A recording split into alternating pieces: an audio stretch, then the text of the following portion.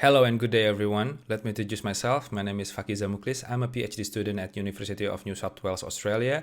So in this occasion, I would like to present our research. So our research topic is focusing on evolutionary swarm learning. So in this presentation, we would like to share our methods, how to propagate the reward from the environment to the Histone value on the epigenetic inheritance or epigenetic algorithm.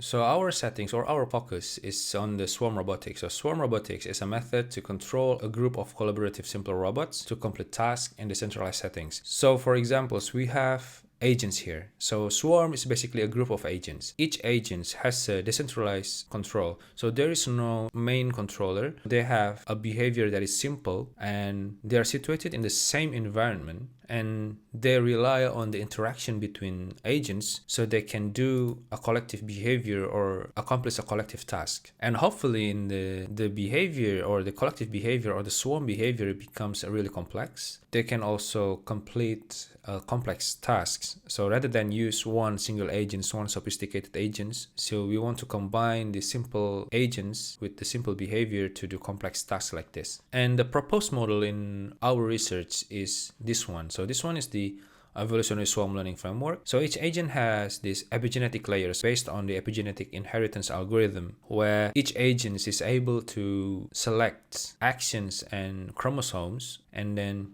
act in the environment and then get the reward from the environment and then learn from that. The actions and the chromosome is also selected based on an agent state. So it can be external state or it can be internal state.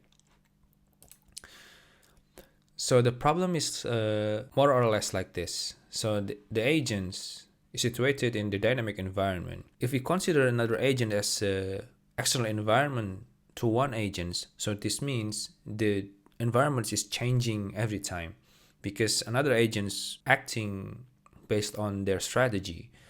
And also if the environment external to the swarm is also dynamics, the problem is become more complex. So after they select the behavior or actions collectively, so normally we use a fitness function, but rather in this problem, we use rewards, because in rewards, it's open possibility to improve the learning process, because with fitness function, we know that we have to formulate the function to comply with the dynamic of the environment. And if the environment is highly dynamic, it's challenging to formulate a good fitness function. And also we can measure the state from the environment, and we call that stimulus. And the heart of the evolutionary swarm learning is this methylation from reward. So after we get the rewards from the environment, we want to do the methylation to back up that rewards. So in here, instead of using only genes and the fitness function, we want to use genes and the methyl value. So this methyl value is going through the methylation process and then be a new methyl value. For example, if we select these genes and then test it in the environment and then we get the reward, and then based on the rewards, we use it to methylate methyl value in these genes and then get a new methyl value.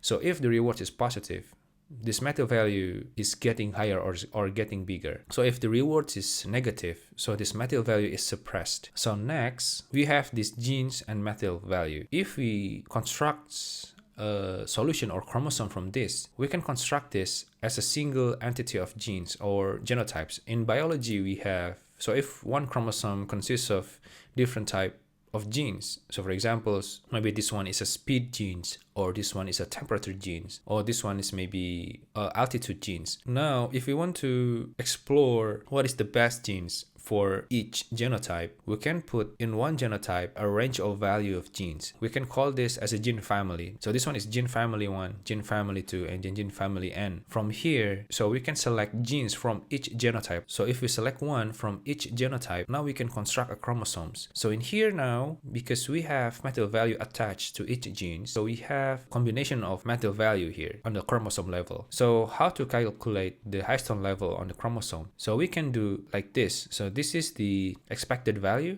or the average value of the methyl value here. So this is the complete diagram. So now we have two areas. So the first one is a gene pool. This one is the gene pool. It consists of available genes for each genotypes or for each gene families.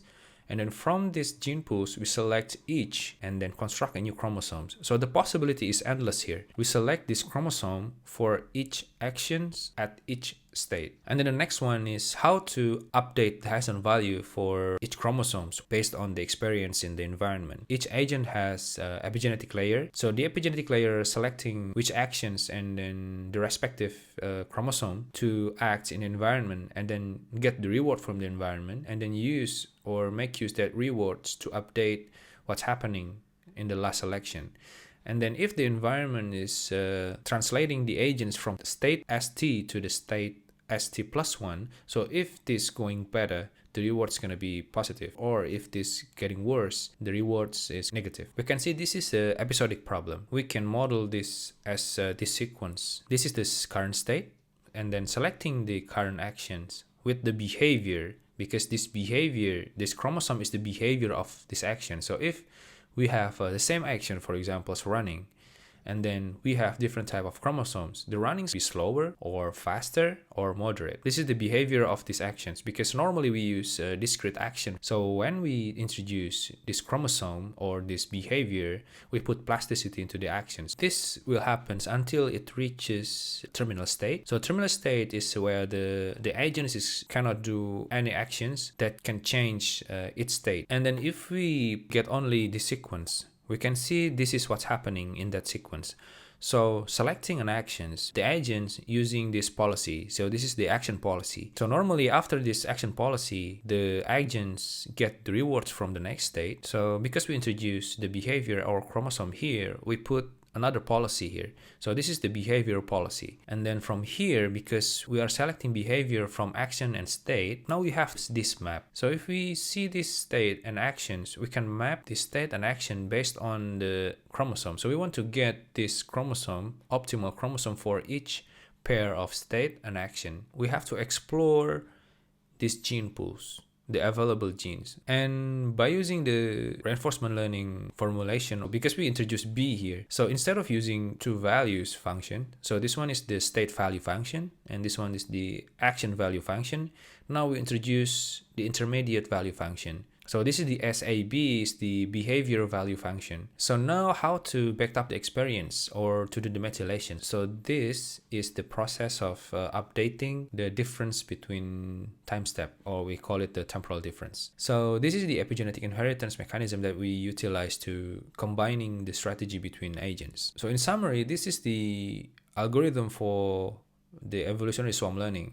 So we have two parts, two sections. The first one is the experience backup, and then the second one is the epigenetic mechanisms. And we want to test this in our simulation setup. So our simulation setup is a search rescue mission. We also use the dynamics of the aerosol. So this is the 12 states dynamics. And the genotypes. So we have 15 genotypes. So this is a line search. So each agent in the swarm is trying to select what is the best genes, constructs a good chromosome for each state. So, and we can call it, this is a better behavior. We can see the behavior is similar to flocking behavior in birds. The next one is the creeping line search. So this is the final behavior here. So these two UAVs is acting selfishly in this path. See how the UAV number 2 keep avoiding these two UAVs. So this behavior is also similar to the flocking behaviors, and then they still following the path. So this is the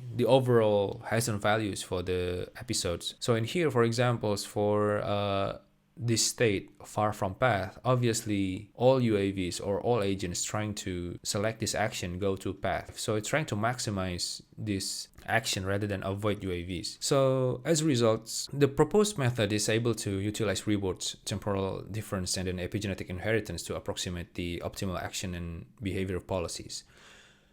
And then based on the formulation, it's possible to combine the reward-based learning and then the evolutionary methods as a stack process where the Histone value is used rather than fitness function. The simulation also shows that the proposed methods in this paper is able to propagate the rewards. And we are able also to construct a chromosome from the Histone values from available genes, giving new possibilities for the chromosome or behavior based on the reward it gets. And in summary, the proposed methods open a new possibility to solve swarm robotic tasks with highly dynamic constraints through reward-based stimulus rather than fitness function for evolutionary swarm. So thank you everyone. So if there is questions, suggestions, and advice, I really appreciate it. So thank you for your attention.